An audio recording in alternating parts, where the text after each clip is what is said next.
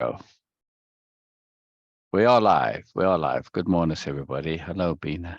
Good Hello, good Beena. morning, everyone, and hello and welcome, everyone. Also, today is today is a special day. I know that many people have different understanding of a special, and some people don't believe in, some people don't subscribe to the ideas of making any day special, because they live by this understanding, this ideology that every moment is special, which is so Mm. profound. I have, of course, with all due respect, this is so profound, this is so valuable. But sometimes, just to break the pattern, just to break the routine, and Oh. yes, and make something just like taking a power pause and make that moment a bit more special, a bit more important than other, is also good. I don't Mm. mind it. I actually appreciate it, unless and until it is not becoming an obligation or any should. If it is not should, if it is not coming with any obligation, then it's a good thing. It's a mechanism we can use to break the pattern of our daily mundane life, and we can extract more value out of it. Today is a special day for me, and so many other people I know. It's a special day because that was the thing. I'm happy that is today someone just came to this planet, and from the very early days he started changing things, if not for other people, but for himself. And it's a big responsibility someone can take at that early age and start working on right there, because actually in reality we are responsible for ourselves only. And Mm. he made a lot of effort to change his world, his way of being, from the very early age. And Yeah. this is so inspiring for me, and I know many other people. This is so inspiring because I feel that, wow, if he could do this, I could also do that. And if I didn't do Yes. that at that time, Yes. at least now I can do. It's not a Yes. regret or anything, but it is just an understanding which was not Mm. available for me before, that even as a child we can do a lot. We were able to, I know many people who say that I am a very sensitive child, I'm an empath, and from the very early age I was feeling a lot, including myself. If I was feeling a lot of other things and I was understanding, why not I was able to do a perspective shifting there.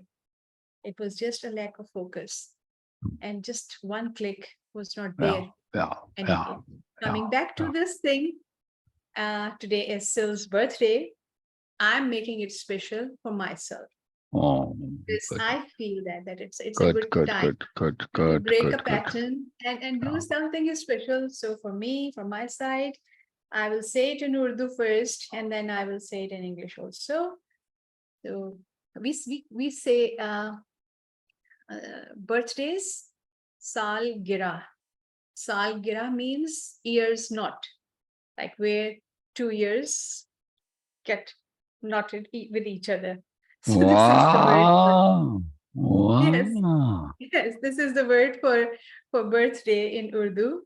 So Syl, सालगिरह बहुत बहुत मुबारक हो. Oh, thank you, Beena. Mubarak Thank you, means it's Beena. like congratulations, and wishing. And now, happy birthday to you. Happy birthday to you. Oh. Happy birthday to you. Oh, Happy birthday to you more. do you more? Yes. Thank you, Yes. thank you, thank you, Beena. Thank you, thank you, thank you. Ah, too brilliant, too brilliant, too brilliant. I love it. I love it. And so beautiful, the singing, you know. In the past, I used to cringe at happy birthday songs, but you sing it wonderfully. It's a joy. It's It's a joy. cringe. It's a joy. I know, No, I it's know. a joy. It's It's just a, delightful. It's it's a delightful. It different, makes me very happy. It makes me very happy. it's Very a cool, different Bean. perspective. It's Oh a yeah. completely Oh yeah. different perspective. And also Yeah. that you can get value out of everything and anything. Yes. Yes. This is something we need to just focus on every single moment in Yeah. every Yeah. aspect of our life. And Yeah. this is what we do. Before we move on to the story today, I just learned something which was really interesting for me. It's connected to a bit of seemingly controversial topic, but the term was echo chamber effect. Oh. And this echo chamber effect has been experimented in few countries in the world, where once in the beginning, people have been exposed to or bombarded with a lot of information coming in such a way which seem very authentic to them, very profound, and something very new, and especially very new, because the newness overwhelms Yeah. our understanding sometime, and we don't actually get into this really detective mode and do our own research. And it was a bombardment of, like, really showering them with the information, same Mm. perspective coming from different sources all the time. And after that, they created a virtual echo chamber, where they can only listen to and hear their that chosen perspective. And it was like echoing. They were just listening their own voice, their own thoughts, that perspective only, isolate them. And after that, these people now, it actually ends up in a result of very problematic situation in different countries. Brazil is one of them. Uh, Pakistan is one of them. Unfortunately, US and UK is one of them, and we can see that in political situation. I have nothing to do with the political situation, including my country also, but the idea of the echo chamber effect, I was thinking that how we created for ourselves. This is something Hello, very, very Norma. interesting. Hello, Norma. Hello, Uh, Norma. this is what we also do for ourselves. We Thank you, isolate Norma. ourselves virtually. We inhibit, we restrict a new perspective or a different perspective to come in and Mm. then say, "Oh, I'm good. I know. I understand. This is how I learn. This is how I do things." This is actually creating a virtual echo chamber where we can only hear our own perspective, our own Mm. voice. And we can see that when they deliberately applied in different countries on a larger scale, what was the result and what the results will come soon. We will all see in other countries also, we will see that wherever they were doing. But in ourselves, in a very local application, to not have patience for a new perspective, for a different perspective, is creating a virtual echo chamber for ourselves. It is exactly as deadly as it is, we can see on a larger scale for different nations. And this is something I have observed that in some religious practices also. They simply deny and refuse to listen to a different perspective. And that is a big, huge problem. So the virtual echo chamber, or this echo chamber effect, is Yes, essentially, if I'm doing a takeaway repeat back here, or more of a repeat back, if I'm understanding it, it is an idea comes that's new, but it bounces off what somebody wants to believe or already kind of more or less believes. And so they get their own beliefs reinforced, and that then they make this new thing true when it isn't necessarily so. Yes? exactly. First, the actual experiment was, first they just showered them with the specific perspective. They would just keep telling them from every source, Yeah, whatever they can overwhelmed. use. Yes. And after that, they just isolate them in a way virtually where they can only hear that. Before, it was not only that perspective available, the other perspectives were also there. but the overwhelming amount of information, a load of information, they just keep flooding it till it becomes like a virtual echo chamber effect where they can only have that perspective there. And people assume that because I have that wonderful, expensive, most expensive laptop or my cell phone, and I'm having news or information on this, it means that this is authentic. It sounds very silly, but this is what mostly people do. Uh, they don't do their research. They don't know how to do research. They just go to their favorite news agency or news source and just say, okay, see, this is what I was saying, telling you. This is what they are doing. Every other than their favorite ones are just mainstream media or any other source. They just simply deny this. That was the echo chamber effect. There was really a very big, huge psychology techniques involved into that. But that was on a bigger scale. I'm not saying about that thing. I'm just saying that, okay, what we do it on a local level for ourselves. Very Once we powerful. get really, really immersed into our own understanding only and do not um, comply to moreness, and we don't keep this understanding always, there is always more, we get so rigid, so stubborn in our perspective that we create, of course, not deliberately, but we create a virtual echo chamber effect for ourselves. And So then, we just end up hearing ourselves is the point, yes? exactly. And we feel so good that, okay, yes, this is a thing. Like the But whole it's an universe is just artificial echoing something. bubble. Exactly. No, Exactly. no.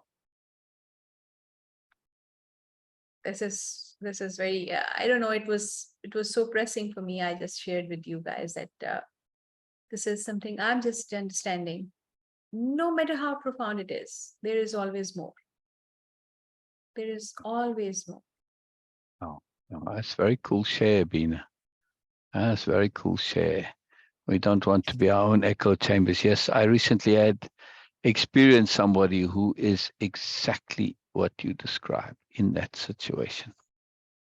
That was the inspiration also for that. Ah, gotcha. Yes, Brilliant. that Brilliant. virtual echo chamber effect. And it's being practiced. It's not something I'm just like, okay, it's a conspiracy theory. No, you can see and really observe that how it's been there, Right. and how Right. these people get into this mindset where they There's cannot the question. actually. How do you happen to come to be in that echo chamber, and what can you do to make sure you're not in one? There is A- always more. application. That's how. Exactly. Doing. Exactly. Because, all right, you used the example of somebody with a cell phone, I think you were saying, right? Where they went to, right? Yes. But so they've got an idea, oh, this is the best and most wonderful cell phone. Doing means you go out and Yes. check and test and see, right? You get some Exactly. actual, real, actual action on it, data, right? Uh, There's many ways you can do this, of course, but you need to get some realness in there. But then when it comes to ourselves, where it really matters, where people think they can do this and they can do this and I'm that, that's all fine and well. Have confidence in yourself, yes, but have it backed up by competence. Confidence without competence is a disaster waiting to happen. And that's where this echo chamber comes from. You just hear your confidence, and your confidence says, I'm wonderful, I can do this, I can do this. But it leads to massive problems when you actually start to need to do things and you realize, oh, well, actually, I can't quite do this. I made myself to be so wonderful and I can't. So what happens is you find excuses why you can't do it, because you Hmm. cannot actually do it, because then you prove that you've been talking nonsense all the time, because the gap is so large between all your promises and ideas and how much you're telling people you can do this or yourself you can do this, and the actual competence. It's a big gap. So now if you actually do it, you look like a fool, because you have been foolish, right? There's no way around that. Hmm. The awful truth is, well, yeah, you've been acting like a fool, pretending that you can do all this stuff, or thinking you can do it. May not even be pretending, but actually believing you can. And sometimes people genuinely believe they can do things, but then when push comes to shove, they can't. We need to have our belief in what we can do based on reality to some sort. Now, now, I want to also say we can do the opposite, where people believe they can do less than they can actually do. The key here is it's not about being accurate. We do always want to believe we can do more than what we are currently capable of. Why do we want to always believe we can do more? Because this means that we are setting ourselves up to learn. Yes. Yes. Yes, I can do something, but if I need to and I start getting into it, and I know, I do believe that I'll learn to do it a little better. I'll learn to do more. I'll grow, because that's just how I've got the practice, because I'm always doing stuff. I'm always applying. I know this from experience. So I have a good reason to believe, and this is so for anybody. I mean, the moment you start doing things, you learn more on that. So don't be put off by the fact that you need to learn. No, just say, okay, I can do it at a certain level. It's some measure of competence, but if I need to, I'll learn more. All right, and you can leave it there, but it has to be based on the actuality of having some competence. If your belief in what you can do gets too separated from what you can actually do, we end up with this echo chamber problem, right? You end up in this bubble of belief in self, and then you can't actually do anything, because then you're going to prove that you can't. And it's a whole cascading effect. And then the moment you start to actually do, and it turns out that you can't at all, you're like clueless, then the whole structure starts to implode and you have massive worldview collapse. Or you end up in an insanity bubble. We tend to misunderstand and underestimate insanity bubbles, right? We can have, Hmm. I've met many people who are functionally insane. Like you get functional narcissists or functional psychopaths and whatever, right? They have this tendency, but they can function in society. They learn how to manage it. And same thing, a lot of people are quite crazy. Like they believe all of this nonsense about themselves, yet they function in society. We tend to assume that craziness means that you can't function in society. And that's actually the legal definition, is that you cannot take care of yourself and that you are a danger and a harm to others. Those are the two criteria for legal insanity. Yes. Can't take care of Hmm. yourself and danger to others. Now, whether you are not being able to take care of yourself because you're simply incompetent doesn't necessarily mean you're crazy, and danger to others neither, but those are the two criteria, right? But crazy in its essence, or madness or insanity, is believing what isn't true. Hmm. Mm. You say, yeah, but what about religions? Yes. Right? Now here's the key though. We there are many things that we can believe in that may or may not be true. Simply believing in it doesn't necessarily make us crazy. But when it's about things because you don't know whether it's true or not, that's why the belief is there in the case of religions. That's why it's different to the self. When I believe that, I can, I don't know, write world-class poetry, and the poems that I do write, people cringe when they read them, right? It's theoretically Hmm. possible. But when I believe it to be an actuality, then I'm starting to be a problem, right? Now, of course, yes, something creative is self-belief. So I'm not using the best of examples here. But, all right, well, a better example is with singing. You see this on like American Idol and this, right? People really believe and think they can sing, and then they get up there and it's like, oh my God, this is just horrible and terrible, right? Hmm. But that belief is a little bit of a mini insanity. All right, not necessarily, because what it sounds like to them and what it actually sounds like when it comes to sound, the ear is funny that way, and what they hear, it sounds wonderful, but what we hear is a different thing. So that's not quite the same.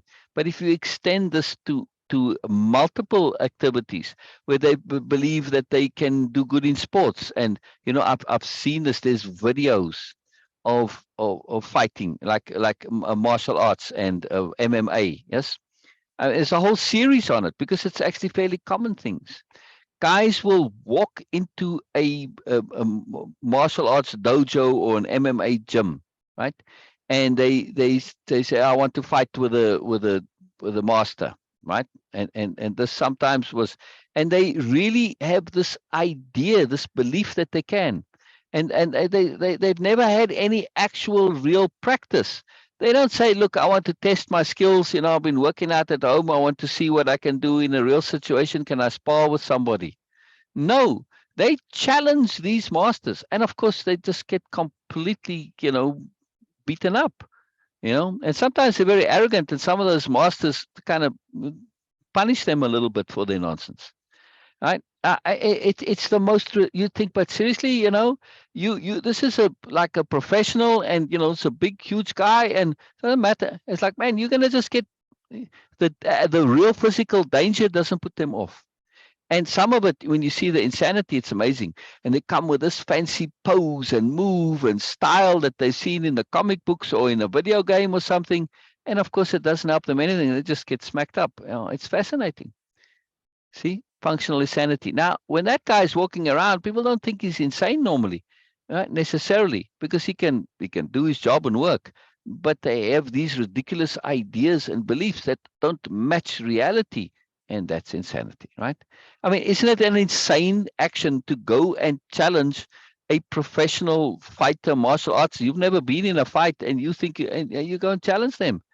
Like, you don't say, hey, can I spar and test? No, and can put on sparring stuff. No, they want to have a real fight, and they get really seriously beaten up sometimes.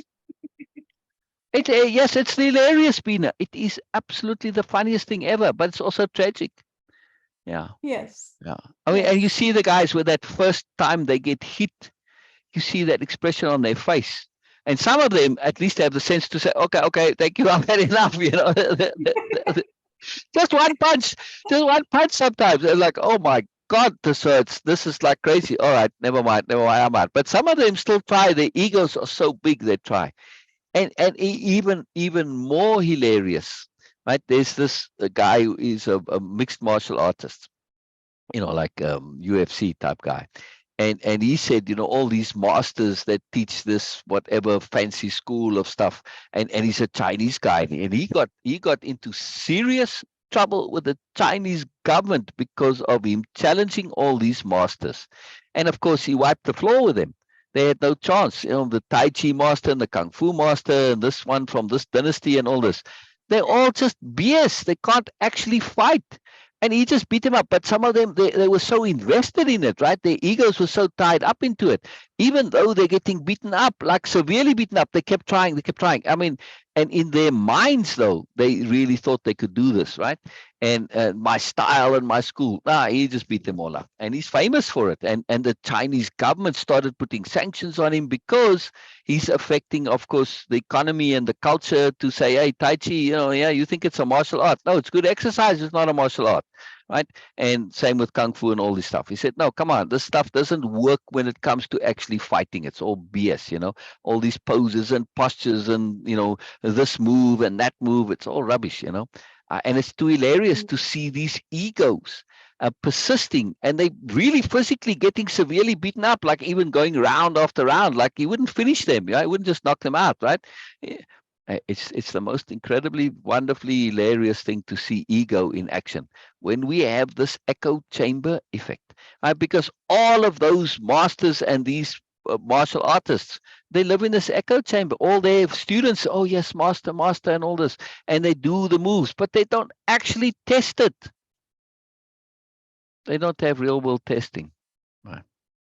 You've got to have some genuine sparring where, all right, you can put protective gear on, but where you actually practice really getting it. Otherwise, your thing means nothing, which he demonstrates. I forget his name now, but you can look him up. I mean, he's on YouTube, got a whole channel.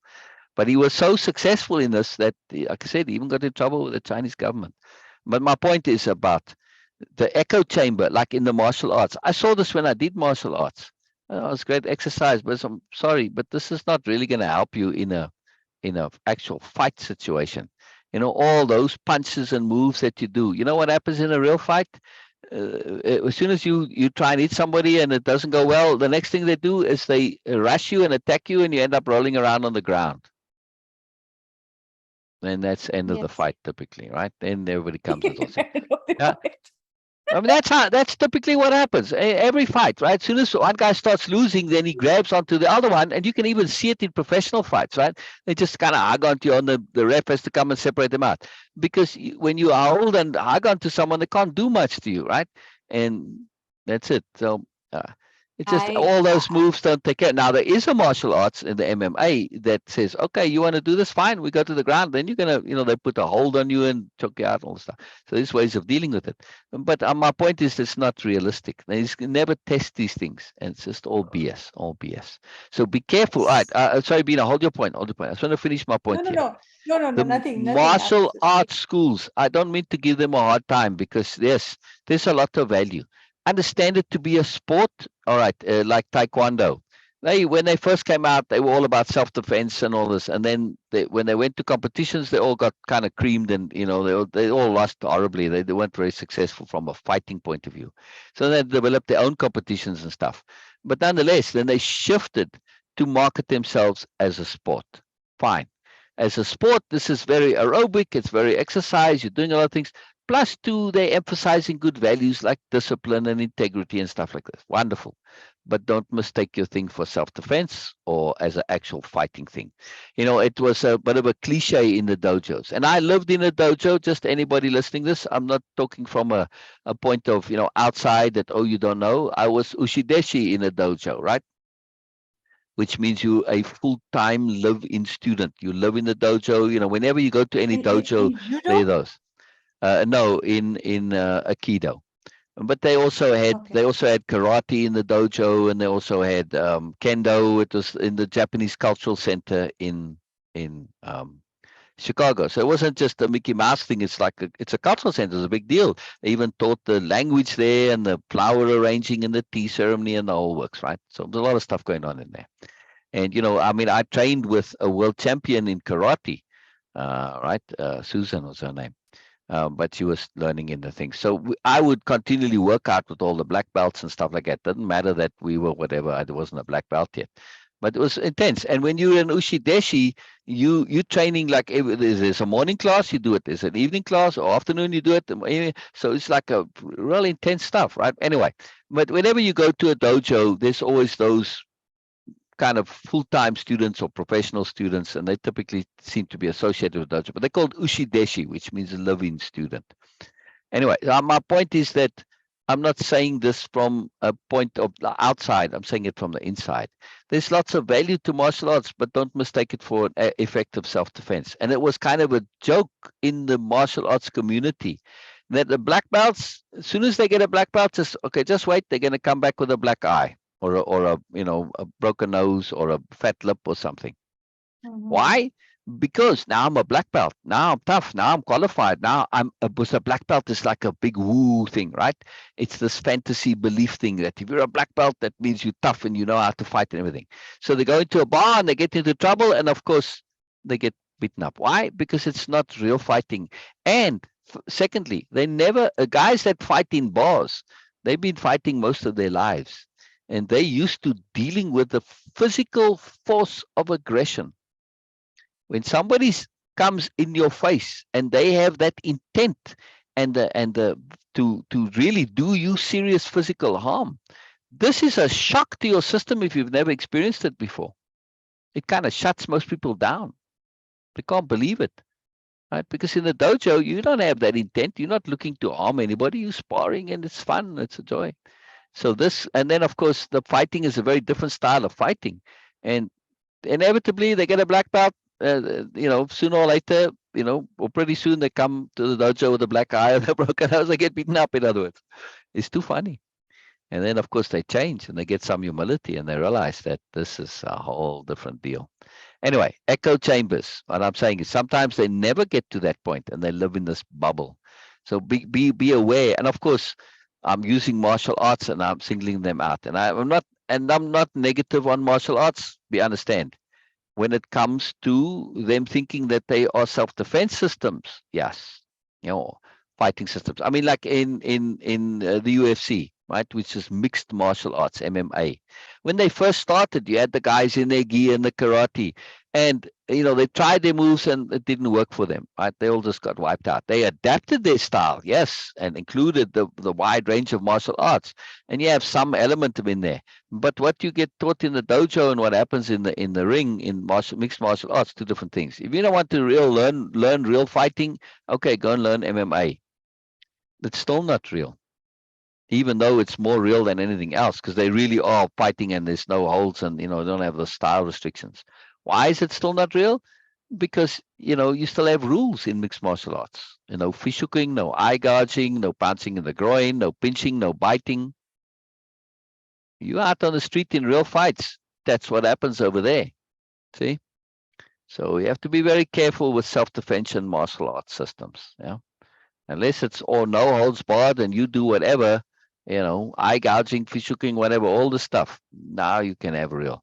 And even then, stay away from it. It's because people who think they got this kind of self-defense, yeah, it all works fine and well, except when you have weapons involved. Well, now it's like it doesn't matter anymore, right?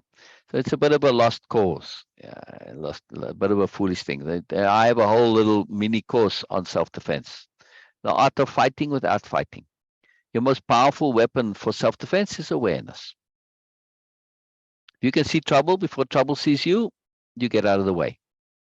Yeah. So learn awareness rather than learning a system which ultimately is defective. Because you can always have multiple against one, and it doesn't matter how good a martial artist you are, that's it, weapons. So, but if you have awareness, you're not in that situation where you need the self-defense, and much better. Right? See the flow of things, understand the awareness. And this served me fantastically well. Right? I avoided all the bullies at school, and they were out to get me because I was, a big mouth and had a lot to say and whatever. I was a target because of awareness. So I'm again speaking from experience, awarenesses, and be acutely aware of just how thoroughly inept you are at self-defense. Therefore, you don't take any chances. I know that I'm got no chance against the lion, so there's no way I'm going to even put myself in a situation where I'm going to get into a fight with a lion or a tiger or something, or a polar bear or something, correct? I'm not even going to try. And yet this is what happens in people when they have idea that they've got self-defense. They end up getting into fights with polar bears and lions and tigers and things. Make sense, Beena? Talking about echo Yes. chambers, right? I'm still on this point of Yeah. echo chambers. Be aware Yes. of what you believe you can do relative to what you can actually do. When you know for a fact that you're inept, totally, utterly, completely vulnerable and inept at self-defense, your awareness says, don't ever put yourself in a situation where this is going to happen because you've got no chance, right? And therefore you pay attention to your security and your awareness. You don't take chances, right? Most women I know do this. Most women I know are extremely excellent at self-defense. Not in the self-defense that men think of in terms of fighting. No, in strategic self-defense. Yes. Like, they don't go out alone and, they see on the side of the street, they'll watch, they'll observe, oh, there's a suspicious guy, they'll cross over, turn around, whatever, right? They don't go into places where they're alone, dark alleys, none of this stuff, right? Well, at least most sensible This women is that I know. Right? I mean, oh when you this talk is to the average woman, this is like yes. their stuff. It's like crossing your legs when you sit down, right? Or tucking your Yes. skirt between your knees when you sit down, right? These are things Yes. that you pick up as a girl. It's just part of being a woman, right? But Yes. guys would be well served to study the self-defense of women. It's in that course of mine, right? A lot of strategic Mm. things that you can do. So it's all about awareness, in essence, all about awareness. Yeah. Isn't that cool, Just Beena? one funny incident about this checking people. We mostly in our culture, this is not how we do go out for shopping alone. So Exactly. it was like, yes, my cousins and sisters, we all get together and then like three, four of us, and we plan to go out for shopping. And one of my cousins says, okay, yes, so we are going to get a taxi. And she was the one who feels that okay, she can understand people really well. So what she was doing, it was super embarrassing and hilarious for us. That she just put her face inside the cab and look at the cab driver like really closely and say in front of like on his face, no, he looks suspicious. We are not going to you Good for take you. taxi. Good for you. Good for you. Good for And we you, were girl. saying that, Good for okay, you. if you keep doing this, Yeah. in few minutes we'll be just circled by all these taxi drivers, Yeah. suspicious Yeah. drivers. And then she was saying, but we cannot do this. He looks very Yeah. suspicious. You know, in our world today, if I had Yeah, this tool, this would have been a great assistance, right? And I recommend to all my people, you heard me say this before, and some of them have used it, right? Know how to do Facebook Live. Practice it. Practice on your phone to know how to do Facebook Live really quickly. Why?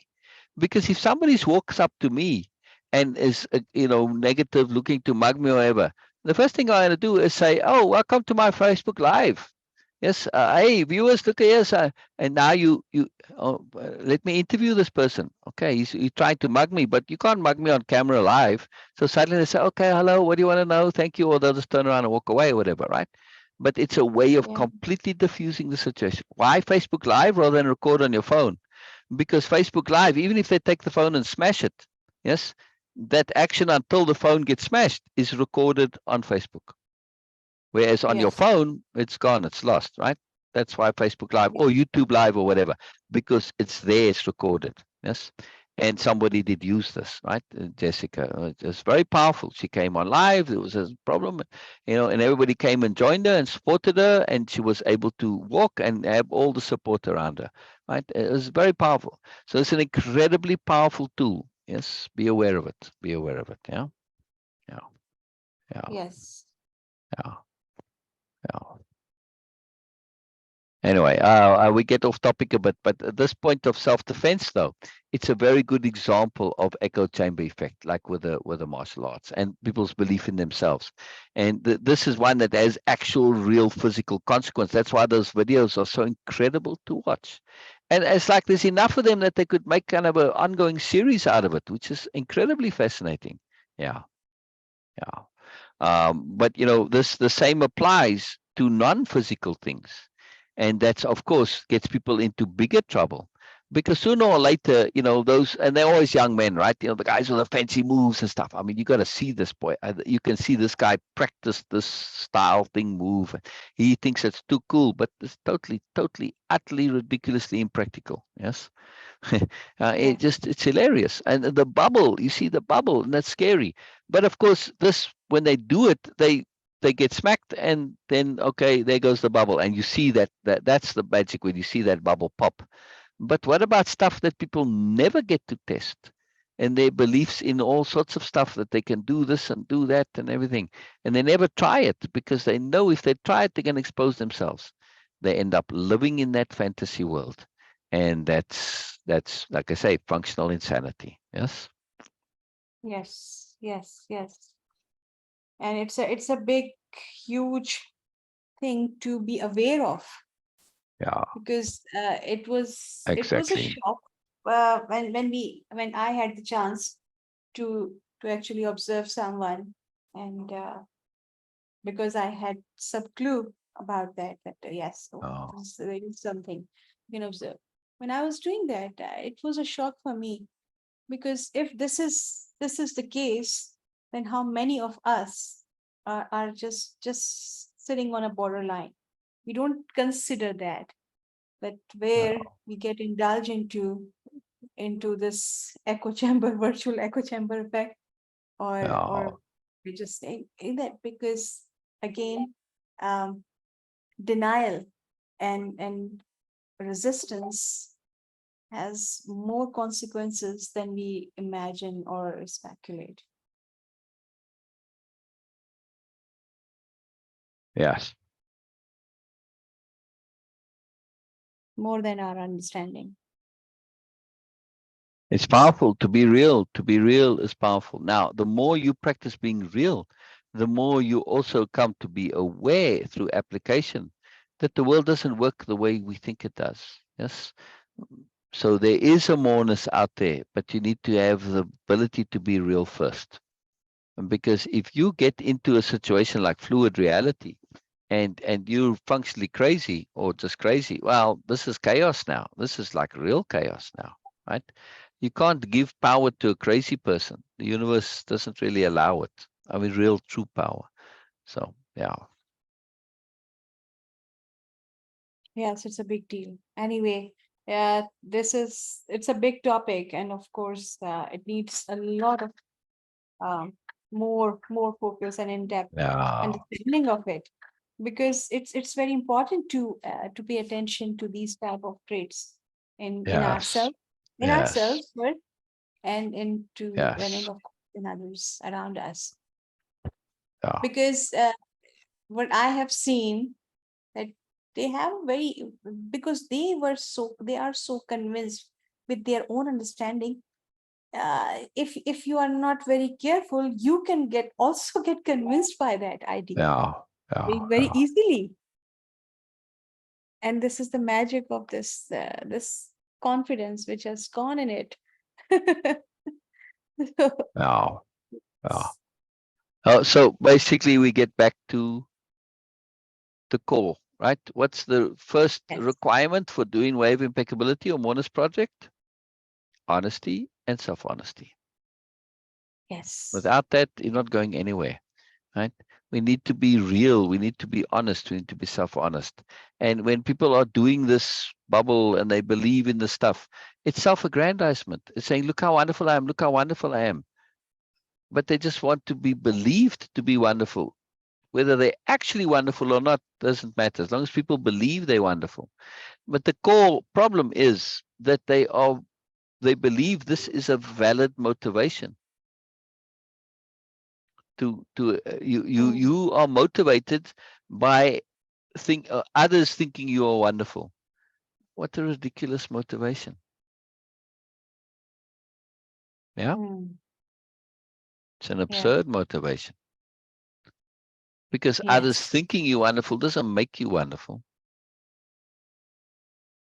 Hmm. And you spend your life chasing a fantasy, in other words. Yeah, it's horrible. It's horrible.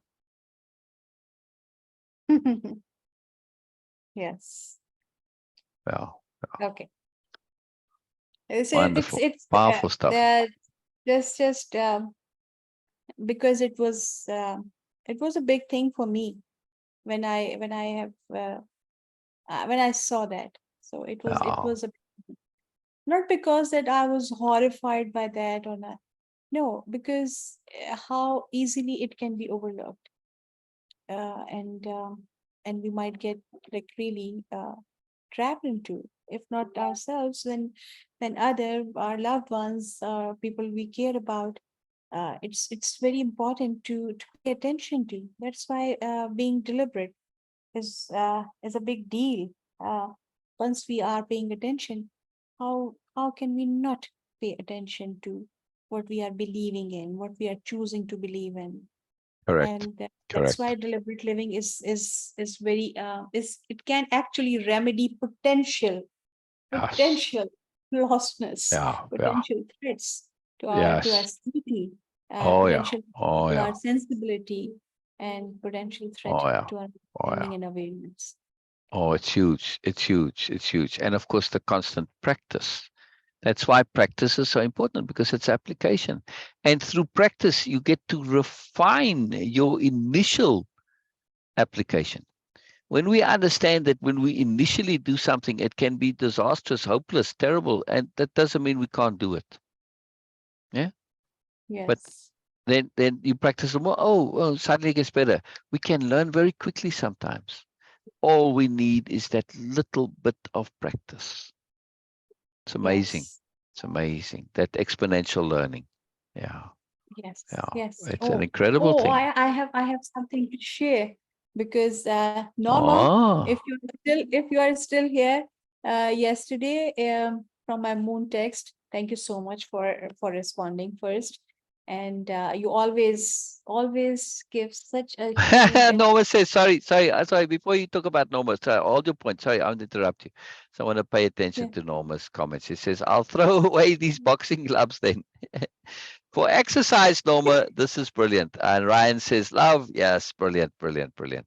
And when you are being real, that's when Yeah. true magic happens. Yes, absolutely, Ryan. So hello, hello, Ryan. I'm glad to hear, Ryan. That's awesome. Hello, But Ryan. yeah, very funny, Norma. I'm just picturing Norma boxing. I'm just picturing Norma boxing. Yeah.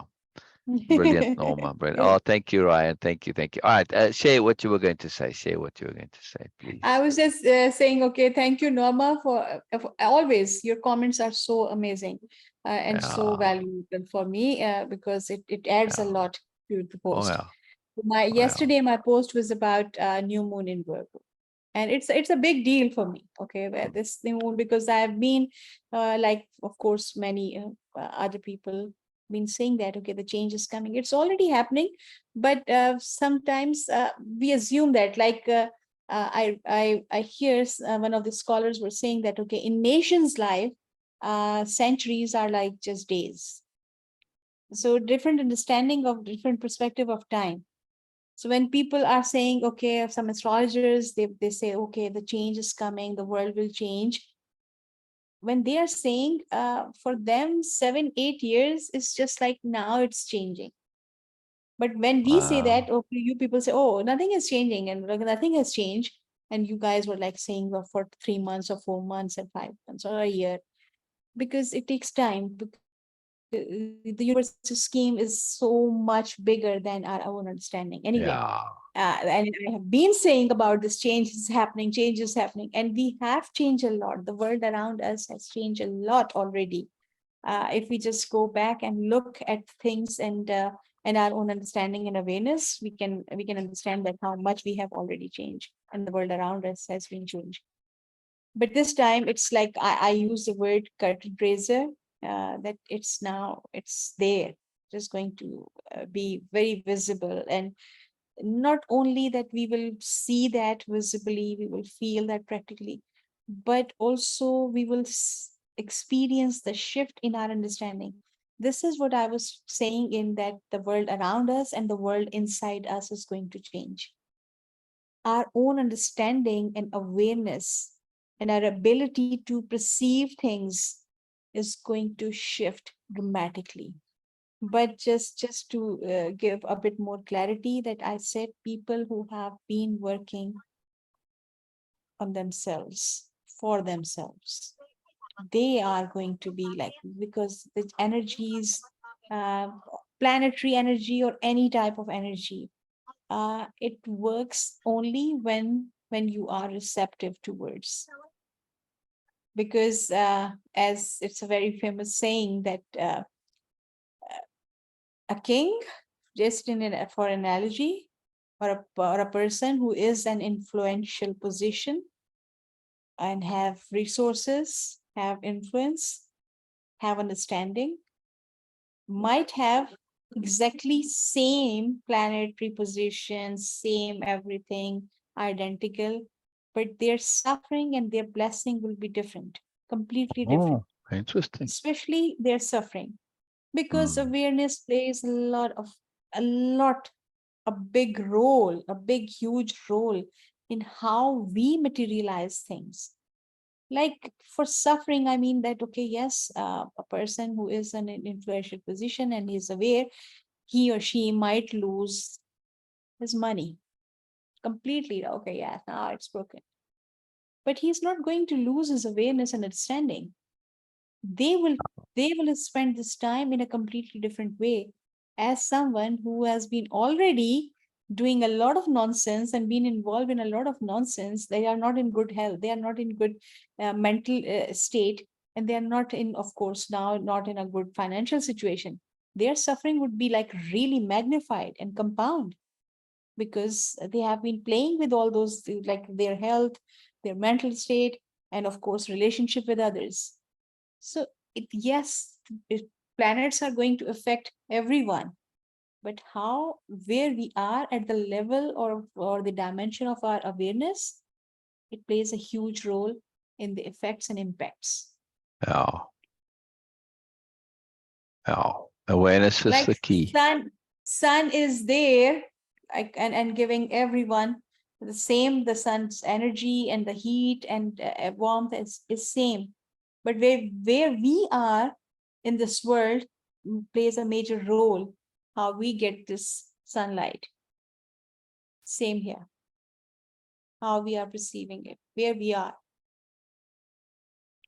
So when I was saying about that it is going to change the world around us and inside us, because people who have been working, they have this earnest desire to learn and grow. And people who are not into this, they both will feel a huge shift in their understanding.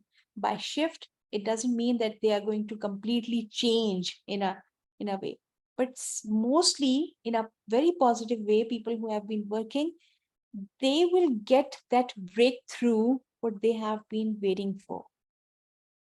Like they have been doing something, continuously putting effort into applying and doing application of all these things, and something was not clicking, and suddenly their intuition, suddenly their receptivity, suddenly their understanding will be like from 0 to 10.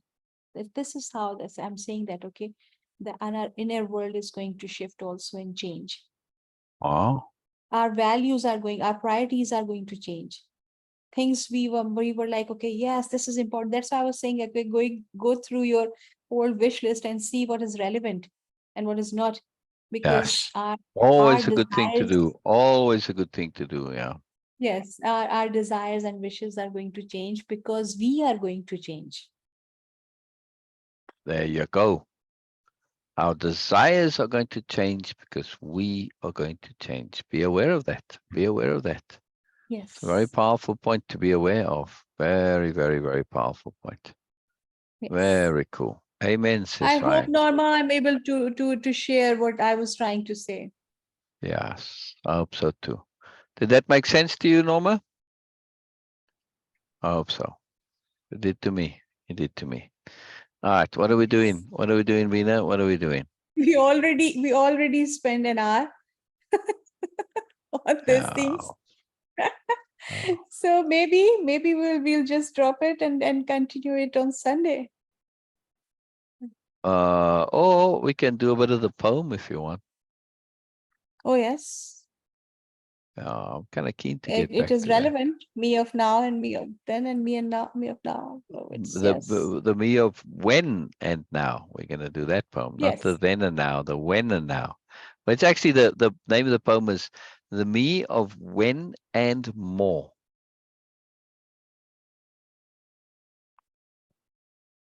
That's the name of the poem, to be exact. It's a cool title, right? The me of when and more. Let's see. Norma says, yes, but I was querying the world within us or outside of us. I think what Beena was saying was applying to both, no? Beena? Sorry, say it again, sir. Norma's comment, she said, yes, when I said that makes sense to you. And then Norma says, yes, but I was querying the world within us or outside of us. Okay, this is what I was saying about the world within us is Hmm. where our thoughts and desires and wishes, where our heart resides, where our soul stays and rest, where our understanding comes from. This is what I was calling the world inside us, because we all have a world inside us also, where many aspects of ourselves lives like other people around us lives in the outside world. Inside world, we our own aspects live like that, our own understanding and awareness, and that they make a whole new world inside us. Not whole new, but yes, make a whole world inside us. Multiple and different aspects of ourselves live like multiple and different people inside a world. Yeah, very interesting, Beena. Very interesting. Yeah. Very interesting. All right, let's open up the poems here and see. Where is this now? Young man's story. Did I not open them? I guess not. All right, no worries. Let me open that real quick. Here comes my deliveries, which is great. Soul poems, soul poems. I have to find the spot. That's a bigger challenge.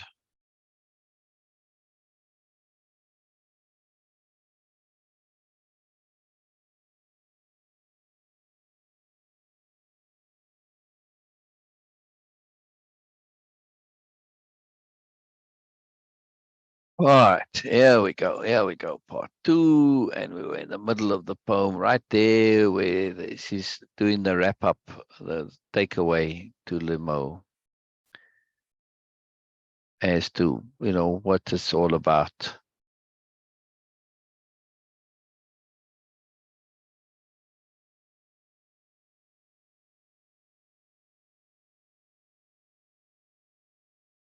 Yeah.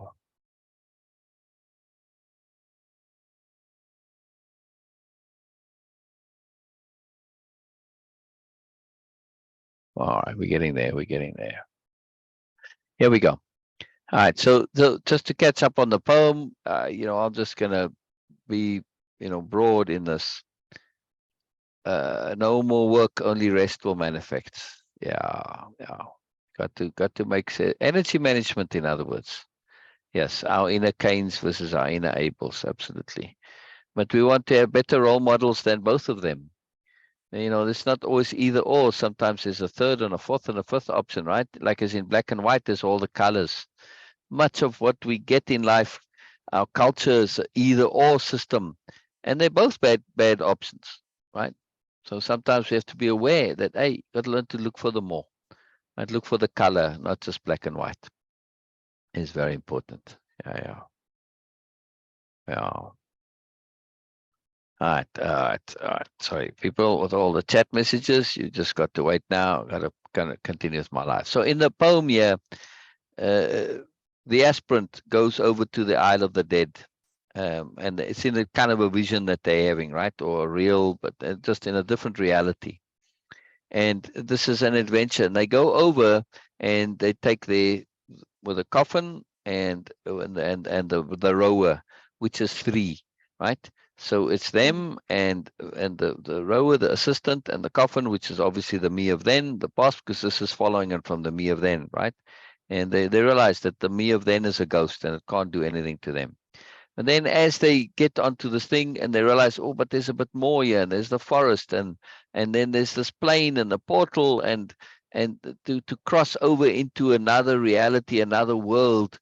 This is the point of this portal, and you cross over this plane. But in order to cross this plane, you have to let go of everything. You have to let go of your ambitions and your aspirations and all the things that make you you.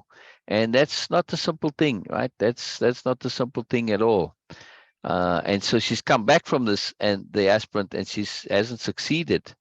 Yeah, and now she is sharing with the new with Limo. I mean, what she has become aware of, what she needs to do in order to cross that plane into this extended new alternate reality, to go into moreness, in other words, right?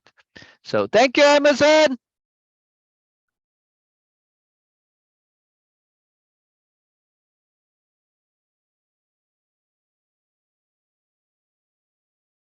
Oh. All right, so I am committed, the aspirant, committed to my task renewed. Say you, renew, anew, afresh, what I have not as yet construed. Limo replied, saying nothing as new. Yes, Limo. Right, so we're getting into this real deep point here of the power of purge, right? Of being open, not having any clinging to anything, because the clinging is what made her heavy, and that heaviness prevented her from crossing that plane, right? Nothing as new. It's a very profound point. And Mo says nothing, but the aspirant takes this as a very deep commentary, and maybe it's intended by Limo or not, we don't know, right? But she says nothing as new. Yes. This is a very, very old concept, but also a new concept. to understand nothing as new is very powerful. Application, same as before. Same doing, yet new understanding. Repeat now bears repeating, emphasizing emphasis, a potent ore.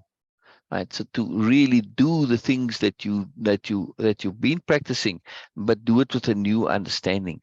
That you want to do it to the point where you have it innate, that you don't need to remember it, because the remembering is a hold on a thing, right? If it's automatic, it doesn't weigh you down, right? It's innate, right? But also emphasizing emphasis, understanding how that works, very potent. To know is not to live. What a profound statement. To live is not to know. No, not necessarily. As now I need to show. I need be all I am. How can we not? You may inquire. Right? Many assume that they are their knowledge, but not so. Yes, like we were saying earlier from the echo chamber. Just because you know something and believe something and understand something doesn't mean you are that something. You have to live it. You have to be it before you are that. Yes. So you can have all the idea and theory and all the stuff in your head, but when you walk onto that dojo floor, you suddenly discover it means nothing. Right? No. So this is the key point here. You need to be the stuff. But then you must, but how can we not? You may inquire, because there's this assumption, this understanding that learning is memory when it's not, right? Learning isn't just doing. There's more to it. Just my ability to do something doesn't mean it's innate. Doesn't mean I can do it easily and smoothly. Yeah, I used to play really good golf. I was a scratch golfer, which is no small feat to get to that level of golf, right? It's like I looked it up once. It's like 0.013 or 0.03 or 0.003. A very tiny percentage of people who play golf in the world get to this, right? It's a very real accomplishment.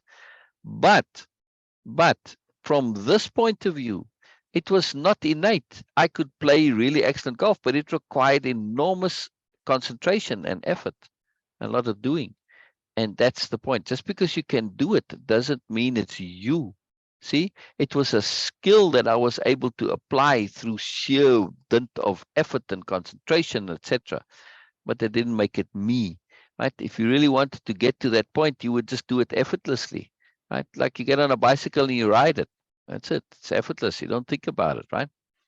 You want to get to that point with your abilities and your skills where they don't require energy to do, and just innate, automatic. Just they are you, right? Right. A very, very, very powerful point, right? I have learned to hold my mood, change my mood, and choose which mood I need, make bold. Accomplishments of time and effort dearly sold. But yet not what that crossing of my spirit asks. These need be innate, my very innards default tasks. Now, part of this capital R reading of this poem was also to pay attention to the very mechanism of capital R reading, particularly when it comes to poetry. Yes? Yes. Ah. So, and here we've got a nice example of that. Yes, that we that what I was just saying earlier, I just stated here very poetically, right? These need be innate, my very innards and default tasks. What a nice way to say, taking it in yourself, your innards. It's the default tasks of your innards that do it automatically, like breathing. It's a default task of your innards. Yes. And also Yes. thoughts both known and not, and that which flows from thinking, set of mind and fix of face. To intent I must allot. Big shift here, a big shift here. To say it's not only making your abilities innate, but also your thoughts both known and not, right? And that which flows from thinking. In other words, your set of mind, your attitude, your mindset, and fix of face, which determines how you feel, you act, your everything, your behavior, your way of being, your feeling, everything, right? Your face determines a lot. That the aspirant is saying the task now is to take this thinking and what flows from it, this attitude and the way you physically hold yourself, your stance, posture, face, and to allot those, to assign those to intent. That's a major, major shift and a very big point, no, Beena? Yes. It's a Yes. very big point, right?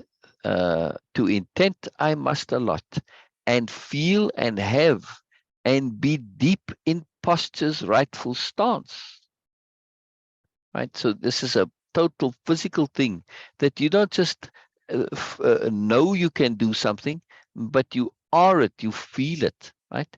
It's one thing when I go up and I know I can potentially hit a good shot in golf, but it's one thing to have that confidence that I can do it absolutely every time, no problem, without even thinking about it, right? And you get this sometimes. I used to have it when I was to shoot that rubber band, right? The one with the day the light bulb exploded. You know, whenever I aimed at, I hit. As I didn't think I was. It was just, it's a default thing, right? It was just an automatic thing. I could do it automatically, right? Didn't have to think about it. Right? I had that total physicality in me, right? And when we do other things, right? Like when we walk, for instance. Now, if you have an injury and you suddenly discover that walking and you have to consciously walk, you suddenly realize how much we take it for granted, right? But those are things that are deep in posture's rightful stance. So this is a creative way of saying, you know, that we need to pay attention to face and posture and stance, our physicality, in other words, right? The things need to all work together. This is very, very important, right? As in the end, Limo, Yes. all of mind's deep intent is but to feel the most we can enhance, to feel things like rapture, elation, bliss, yes? To go to the Yes. superlatives of feeling. This is our intent, right? Is but to feel the most we can enhance. Ah, brilliant. Excuse me. Thank you. Thank you. Thank you, UPS. Thank you very much. Thank you. Thank you. Yes, thank you. Thank you. Thank you. Awesome. Awesome. Thank you. Ah, please they bring it here because otherwise I take it to the office. So that's huge. That's huge. That's huge. All right. Feel the all, as all to feel is spirit's potent bent. I love this. I just love this. This is just too beautiful to me, right? If we think about it, right, it's our intent, and our intent is but to feel the most we can enhance, superlatives of feeling. Feel the all, as all to feel is spirit's potent bent. You know, the nice rhyme there, right? But that is our spirit's bent, is to feel all, to be aware of all, right?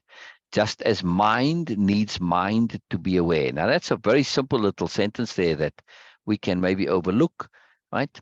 But we need to have, when we have self-awareness and awareness itself, it needs to have a duplicate of self to look at. It needs to have a mirror. Otherwise, you can't have awareness, right? You need to observe from the outside, which means you have to be at least two. Yes, so self has to be a minimum of two if there's to be self-awareness. Now that two is duplicated and the one updates the other and they keep feeding each other and it seems like we one, but we actually are two, right? At least at the minimum. Otherwise, we'd have no self-awareness. Right? It's just sort of the obvious point of it. So just as mind needs mind to be aware, so spirit uses body to reflect and know, improve, adjust, and share. That's a very big point that's brought up in this poem here. It's kind of a new point, right? I mean, this mind needing mind, I don't know, it's kind of out there. I can't think of it so specifically, right? Yeah, yeah. A covenant is an act of agreeing. Yes, this is powerful unity in belief, correct. And a covenant is like I said, it's that deep act of agreeing, but also with commitment. You don't just agree, but you commit to acting on your agreement. This is a covenant, right? Yeah, this is very powerful. But this point here about spirit using body, right? So the mind uses another mind to reflect back to it. And spirit uses body to reflect and know, improve, adjust, and share. So the physicality is how spirit knows itself, as mind uses aspects of self and different selves and all the subconscious, superconscious, all this, right? It's just different mind. So mind uses different mind to be aware. Spirit uses body. Yes. Its goal and end to master emotions burning glare. Very poetic way of saying we need to really be able to feel how we wish, when we wish, in what way we wish, to the degree we wish, and when we wish, to not have our feelings be determined by externality, but ourselves and selves alone, right? Regardless of what's going on around us and outside us, we need to be able to choose how we're going to feel. Yes, and be aware of the range of choices, of course, right? Its goal and end. That was a very tricky word there, right? Its goal and end, because it so easily reads as an end. No, but its goal and also the end. To master emotions burning glare, risking perils of immersions trapping glare. What we were talking about, the echo chamber, this is immersions trapping Yes. glare. Yeah, Yes. very poetic way of saying, right? Exactly. That be careful of these echo chambers, these bubbles, right?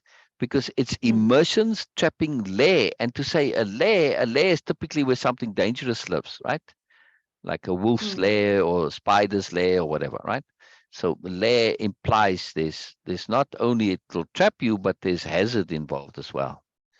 But safeguarded by body's foreknown demise, if trapped in unwanted beliefs and lies. This is a very, seems like just a poetic add-on there, but we are safeguarded from this immersion trapping layer by body's foreknown demise. In other words, by our awareness of death.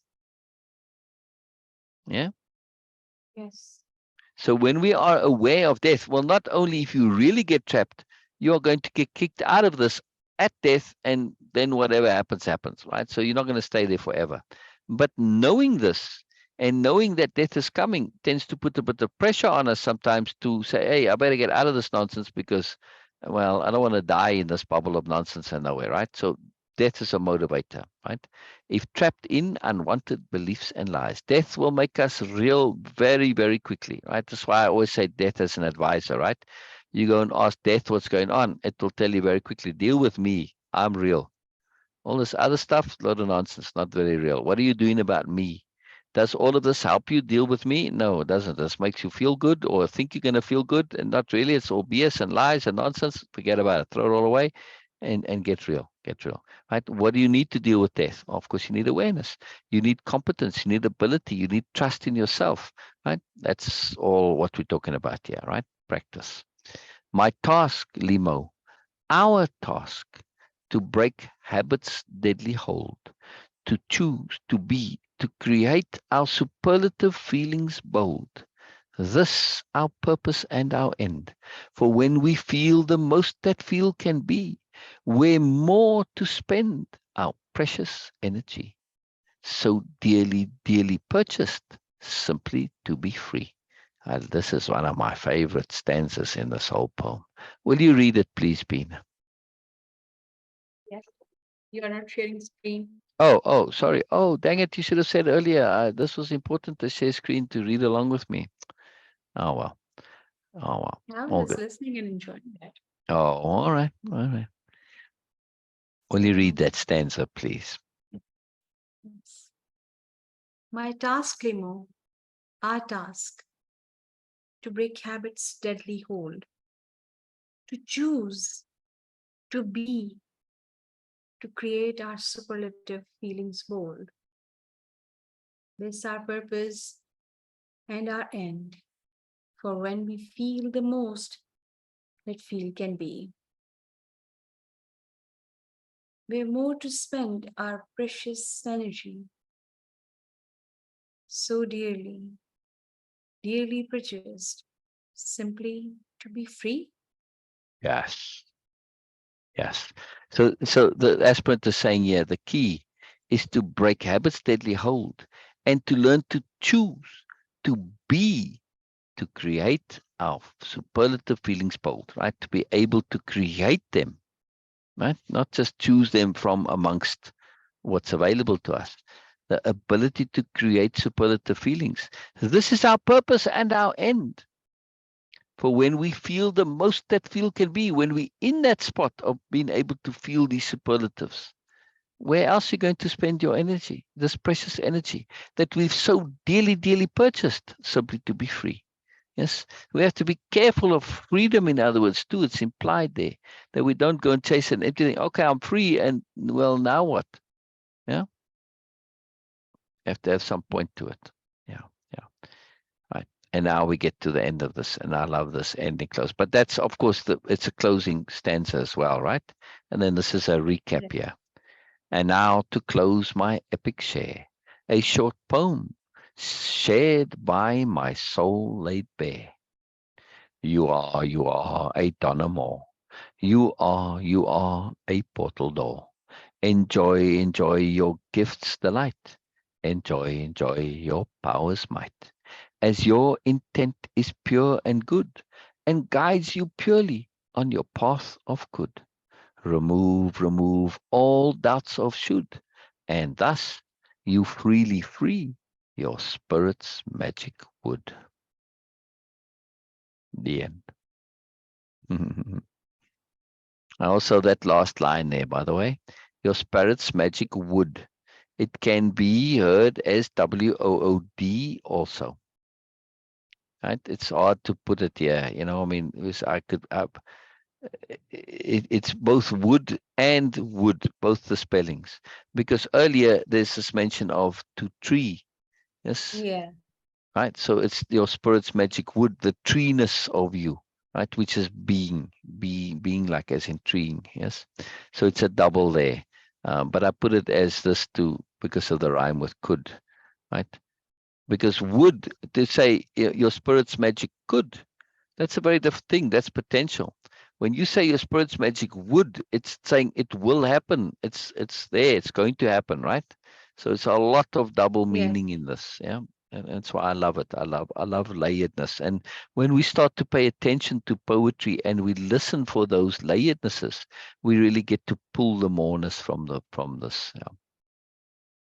Yeah. This is a very, very cool little mini poem just in itself, right? Will you read it, please, Beena? Yes. I like to hear it back, it's very cool. I I'm not very good with poetry reading actually. You're Even wonderful at it. Nonsense. You read it quite fine. You do it quite no, but wonderfully. you have this ability Practice, to share the practice. It's all it expressions. takes. All it takes. Just Yes. practice. Mhm. I never had it too. I just practiced. It came from practicing on the lives, Wow. and reading Okay. with you. When we read all the stuff that we read together, I practiced. I keep practicing. So yeah. You are a portal door. From the Enjoy. top, you start with Dynamo with the blueies. Okay. Okay. You are a Donna Moore. You are you are a portal door. Enjoy your gifts delight. Enjoy your power's might, as your intent is pure and good, and guides you purely on your path of good. Remove all doubts of should, and thus you freely free your spirit's magic wood. Yeah.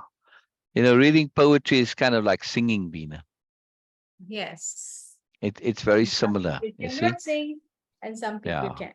Right, exactly. Exactly. But poetry is very similar to singing, that you have to feel what's being said, right? And you can't just read it, because if I read this just as like I'm reading text, like a computer would read it, it would say, you are a dynamo. You are a portal. But when you run it together and you get that lyricness to it, it's you are a dynamo. You are a portal door. There's a difference to it, right?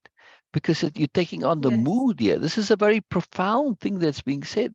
Enjoy your power's might. This is now we're shifting from that sort of you saying something moreness to an earnestness to say enjoy your so the mood, the energy, the intent, in other words, right?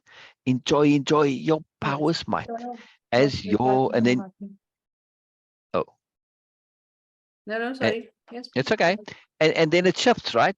Now you've got to kind of Yes. go step back a little bit here, because that intensity of the earnestness there, now you go, as your intent is pure and good. This is a setup, right? It's a prelim, right? It's a preparation, right? As your intent is pure and good and guides you purely on your path of good, remove all doubts of should, and thus you freely free your spirit's magic wood. Right. So you see, it sets it up, and then you come with the ending, and the ending has its own nuance of expression and its climax, because now you are sharing and its resolution all at the same time, right? The climax, resolution, unfolding, finishing, but ending, right? So endings have a particular nuance to them, right? So that's what I'm saying, though. You have to feel the rhythm and the cadence with poetry, and when you do that, then you get into it, then it becomes kind of easy to read, right? But it's not just reading Yes. what's being said, it's reading what's meant, what's intended, and also to create the communication effect of it, right? Which is a different Yeah. agenda, right? Yeah. So it's a fun thing to practice. It's a very fun thing to practice, and it's easier to practice on your own Okay. poetry. Sorry. Right, by the way. Yes. Yeah, Sorry. we I gotta need to go. go. Okay. Completely. Okay. Yes. I will come Yeah. back. Yeah. So, Yeah. Well, all right, no problem. My pleasure, yeah. Norma. Always. I share the link with you every day, so it's always good. So, but it's good that it's not expected, because when we treat gifts as unexpected, then they become capital G gifts, right? Right? Which is why this capital G gift is here too. Your gifts, the light. Yeah, and this is the gifts that come to you, your inner gifts, etc., etc. It's very powerful stuff. Very powerful stuff. Yeah. And also, Norma, just to go back to a little quick point here before you go, we'll leave in a second. Norma was saying, the ancients, there's a lot of stuff that's valuable that comes from the ancients. We have to understand also that part of the way the world works is to take what came before and to add, to extend, right? So just because something was valuable back in the day, doesn't mean that we have to take it as it is only. No, we have to say, how does this get extended? How's it evolved? Where's the more? When we understand ancient wisdom as a starting point, then we really get to see the value of it. Right? A lot of people mistake it for an end point because it's ancient. No, it's a starting point. It's not an end point, right? Things evolve, concepts evolve, ideas evolve, understandings evolve. This poem is exactly about concepts, understandings, insights, ways of being that have evolved, that have been and deliberately evolved to get to this point, right?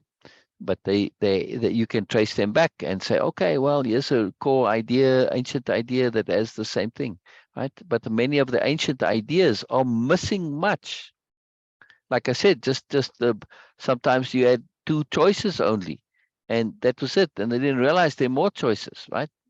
Like black white choices, either this or that, but where are all the colors, right? So much of ancient thinking can be very, very, very limited, and assumptions, for instance, assumptions of hierarchy and misogyny and many things that come in that were taken for granted back then that aren't now. So yes, so we have to be very careful with ancient wisdom, very, very careful. Many think that because it's ancient, suddenly it's the be all and end all of everything. No, treat everything as real and have your discernment to assess it for yourself. Right? That's the key, always. All right. On that note, we'll end, right? Ms. Beena has to go also. All right, brilliant, Beena. Okay. Bye Yes. bye, everybody. I was fun. I was enjoying finishing the poem. That was been waiting Yeah. for a while to be finished. So very cool live we did. Lots about, the echo chamber and bubbles and immersion, and then it tied into the poem. And, yeah, it's fantastic. Fantastic. Being real. Bye for now, everyone. Yes. See you Bye guys bye. on Bye bye. Sunday. Bye bye. End meeting for, yes, see you on Sunday. Yes.